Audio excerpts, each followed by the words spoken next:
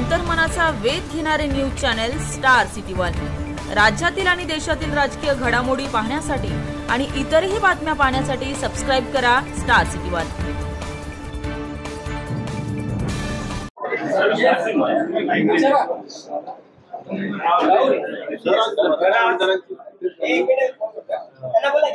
आज भारतीय जनता पार्टीची प्रामुख्याने मराठा समाजाला वेळोवेळी आरक्षण आणि सुविधा दिल्यानंतरही काहीसा लोकसभा निवडणुकीचं विश्लेषण असं होतं की मराठा समाजामध्ये एक मतं मिळणं न मिळणं हा एक वेगळा विषय, पण एक असंतोष भारतीय जनता पार्टीबद्दल आहे।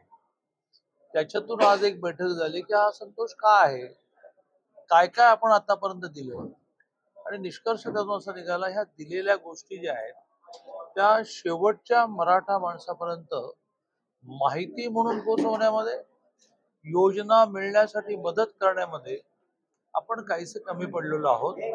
आणि त्यामुळे ह्या सगळ्या योजना, त्या योजना कशा मिळतात याची माहिती ही आपण मराठा समाजापर्यंत पोहोचवली पाहिजे।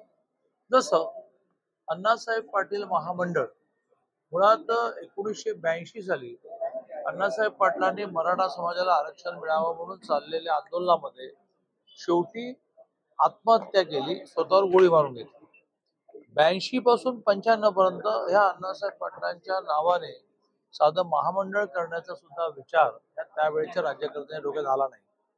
पहिलं स्वर्गीय अण्णासाहेब पाटील महामंडळ हे स्वर्गीय बाळासाहेब ठाकरेंच्या सूचनेने 95 ला झालेले मुख्यमंत्री मनोहर जोशी, त्यानंतर सरकार गेलं, जे काही 95 ते 99 त्या अण्णासाहेब पाटील महामंडळाच्या माध्यमातून सवलती दिल्या सरकार गेलं। पुढच्या जवळजवळ 15 वर्षामध्ये 50 कोटीच्या वर कधी बजेटमध्ये तरतूद अण्णासाहेब पाटील महामंडळात नसायची, जी 14 ला माननीय देवेंद्रजी मुख्यमंत्री झाल्यानंतर ही हजार कोटीवर गेली। म्हणजे आता ज्या 89,000 जणांनी